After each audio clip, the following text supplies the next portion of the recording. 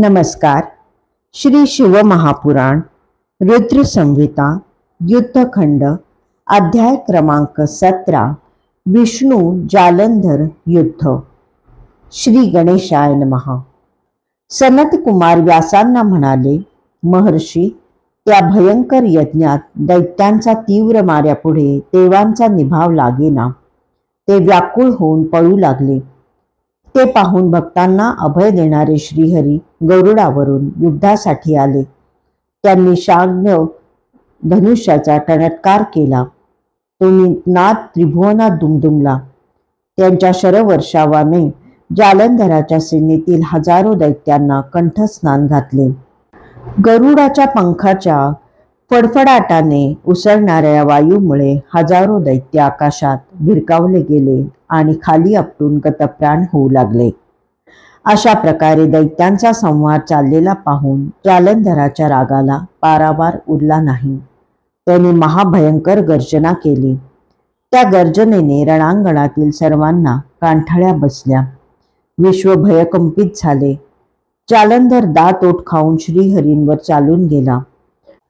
दोघांमध्ये तुंबळ युद्ध झाले.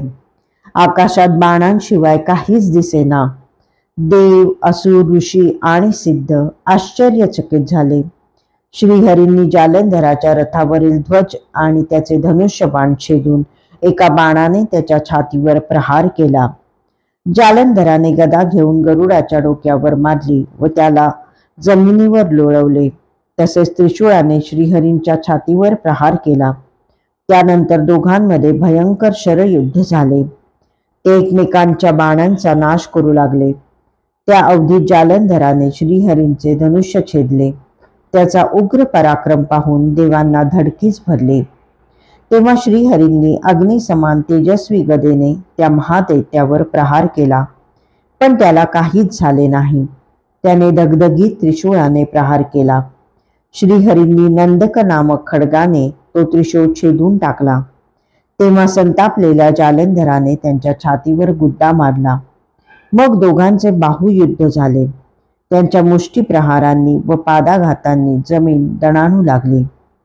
अशा प्रकारे जालंधराशी बराच वेळ युद्ध करूनही तो हार जात नाही हे पाहून श्रीहरींना मोठे नवल वाटले. त्यांना थकवा आला होता आणि युद्ध समाप्त होण्याचे चिन्हही दिसत नव्हते. काय करावे त्यांना मोठा प्रश्न पडला.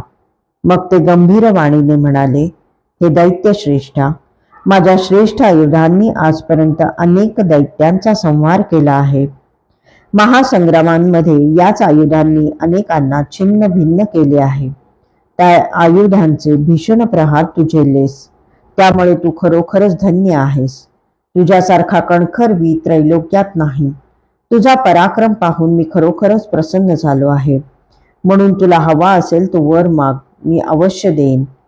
जालंधर म्हणाला, भगवन, माझी बहीण लक्ष्मी ही तुमची अर्धांगिनी आहे.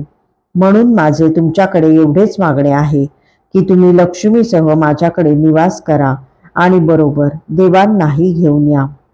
ते ऐकून श्रीहरींना मोठा खेद वाटला, पण त्यांनी त्याचे म्हणणे मान्य केले. ते सर्व देवांना आणि लक्ष्मीला बरोबर घेऊन जालंधर नामक नगरात राहावयास गेले. त्यांना पाहून तो महादैत्य फारच प्रसन्न झाला. त्याने देवांच्या अधिकारावर दानवांची नेमणूक केली. मग देव, गंधर्व आणि सिद्ध यांच्याकडील सर्व रत्ने हरण केली.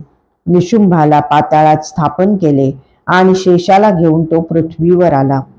त्याने देव, गंधर्व, सिद्ध, सर्प, राक्षस, मनुष्य या सर्वांना आपले नागरिक करून घेतले आणि त्रिभुवनावर शासन करू लागला.